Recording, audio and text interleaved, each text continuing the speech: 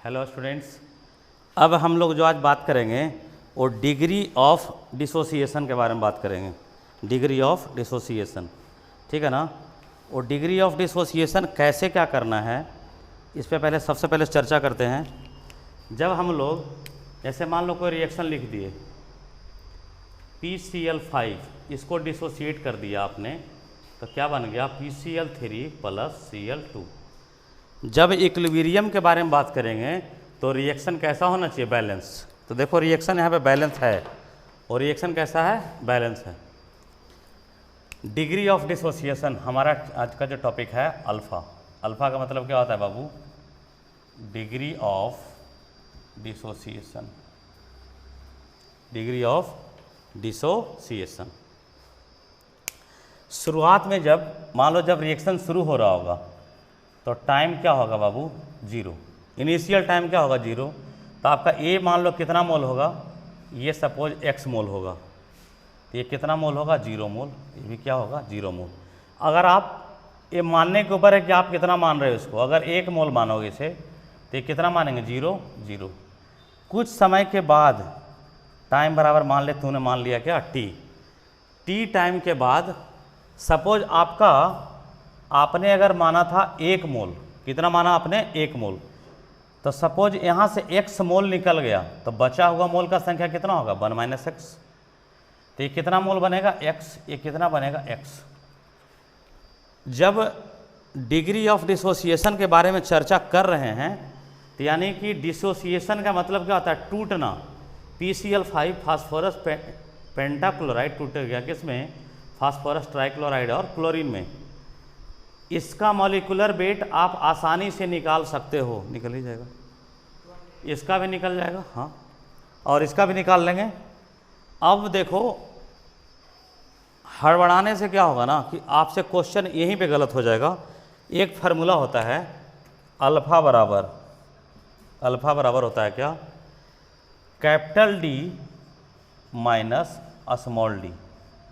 Capital D minus क्या हो जाएगा, स्मॉल डी बटा n - 1 × स्मॉल डी। हम लोग को ये एक अल्फ़ा का वैल्यू का जो है ना वो फार्मूला दिया रहा है, हम लोग इसको जान रहे हैं, ये फार्मूला होता है अल्फ़ा का डिग्री ऑफ डिसोसिएशन के लिए।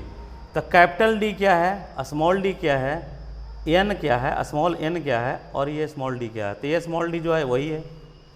कैपिटल D जो होता है ना बाबू, वो वेपर डेंसिटी किसका होता है, रिएक्टेंट का होता है। किसका होता है, रिएक्टेंट का। कैपिटल D क्या होगा, वेपर डेंसिटी ऑफ रिएक्टेंट बराबर हम लोग क्या लिखेंगे, कैपिटल D। स्मॉल d क्या होता है, vapour density of mixture. Vapour density of mixtures. n का मतलब क्या होता है, number of mole. Number of mole का मतलब क्या होता है बाबू, ये जो मोल है कितना मोल है, तो 2 मोल है। ये कितना मोल है, तो 1 मोल है। दोनों में अंतर कितने का हो जाएगा बाबू, तो 1। दोनों में अंतर कितने का हो जाएगा, 1। अब 1 - 1 गया तो क्या बच गया, 0, ठीक है ना।